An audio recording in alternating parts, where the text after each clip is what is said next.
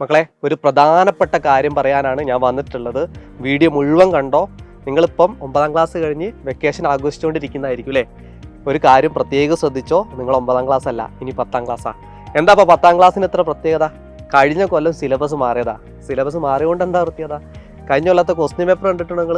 നമ്മൾ ഓണപരീക്ഷ ആണെങ്കിലും ക്രിസ്മസ് പരീക്ഷ ആണെങ്കിലും ഈവൻ പബ്ലിക് എക്സാം ആണെങ്കിലും ഓരോ ക്വസ്റ്റ്യൻസും ചെയ്യണമെങ്കിൽ കൃത്യമായിട്ട് അതിൻ്റെ കോൺസെപ്റ്റ് അറിയണം. അതായത് ഒരു ചോദ്യത്തിന് ഇപ്പം മാത്സിൽ തന്നെ ഞാൻ പറയട്ടെ, ആദ്യത്തെ 10 ചോദ്യങ്ങൾ എന്ന് പറഞ്ഞാൽ താഴെ തന്നതിൽ ശരിയായത് തെറ്റായത് ഇങ്ങനത്തെ ടൈപ്പ് ഓഫ് ക്വസ്റ്റ്യൻസ് നമ്മൾ വലിയ വലിയ ക്ലാസ്സുകളിലൊക്കെ പഠിക്കാം. വലിയ വലിയ കോമ്പറ്റേറ്റീവ് ലെവൽ എക്സാംസുകളിലൊക്കെ നമ്മൾ കണ്ടിട്ടുള്ള ഒരുപാട് ക്വസ്റ്റ്യൻസ് ആണ് നമ്മുടെ ഈ ഒരു പരീക്ഷയ്ക്കൊക്കെ വരുന്നത്. അപ്പോൾ ഇതൊക്കെ ചെയ്യണമെങ്കിൽ കൃത്യമായിട്ട് ഓരോന്നിൻ്റെ കോൺസെപ്റ്റ് അറിയണം, ആഴത്തിൽ പഠിക്കണം എന്നുള്ളത്. അപ്പോൾ ഈ വെക്കേഷൻ നിങ്ങൾ ആഘോഷിച്ചോ, അതിലൊന്നും യാതൊന്നും എനിക്ക് പറയാനുള്ള, നിങ്ങൾ ആഘോഷിച്ചോ, അതിലൊന്നും ഒരു തെറ്റുമില്ല. അതിൻ്റെ കൂടെ തന്നെ നമ്മുടെ 10ാം ക്ലാസ് പഠിക്കുകയും വേണം. എന്നാൽ മാത്രമേ നമുക്ക് നല്ല മാർക്കോട് കൂടെ അടുത്ത കൊല്ലം +1 അഡ്മിഷൻ കിട്ടും.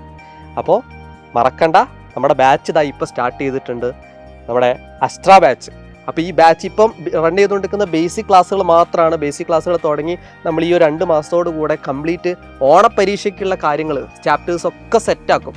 അപ്പോൾ ഇതൊക്കെ കഴിയുന്നതിന് മുമ്പേ തന്നെ പെട്ടെന്ന് തന്നെ നമ്മുടെ ബാച്ചിലേക്ക് ജോയിൻ ചെയ്യാം. അപ്പോൾ ബാച്ചിൻ്റെ കംപ്ലീറ്റ് ഡീറ്റെയിൽസ് ഞാൻ ഇവിടെ കൊടുക്കാം. നിങ്ങൾ എന്ത് ചെയ്യുക, അതൊക്കെ വായിച്ചാൽ അത്രയും ഫീച്ചേഴ്സ് നമ്മൾ ഈ ഒരൊറ്റ ബാച്ചിലൂടെ തരുന്നുണ്ട്. അതും ചെറിയൊരു എമൗണ്ടാണ് അല്ലേ, ചെറിയൊരു എമൗണ്ടാണ്. അപ്പോൾ നമ്മുടെ ബാച്ചിൽ ഇനിയും അഡ്മിഷൻ എടുക്കാത്ത കുട്ടികളുണ്ടെങ്കിൽ അവരോടൊക്കെ പറയാനുള്ളത്, നഷ്ടപ്പെടുത്തരുത്. ഇനിയും സമയം വൈകരുത്. അതാ നിങ്ങളോട് ആദ്യം പറയാനുള്ളത്. സമയം വൈകി ഒറ്റ കാര്യമുള്ളൂ. പിന്നീട് നമ്മൾ ഇതിനെക്കുറിച്ച് ആലോചിച്ച് വിഷമിച്ചിട്ട് യാതൊരു കാര്യവും ഉണ്ടാവില്ല. ഇപ്പം നിങ്ങൾക്ക് എന്തെങ്കിലും ചെയ്യാൻ പറ്റുമെങ്കിൽ അത് ഉടനെ തന്നെ ചെയ്യണം.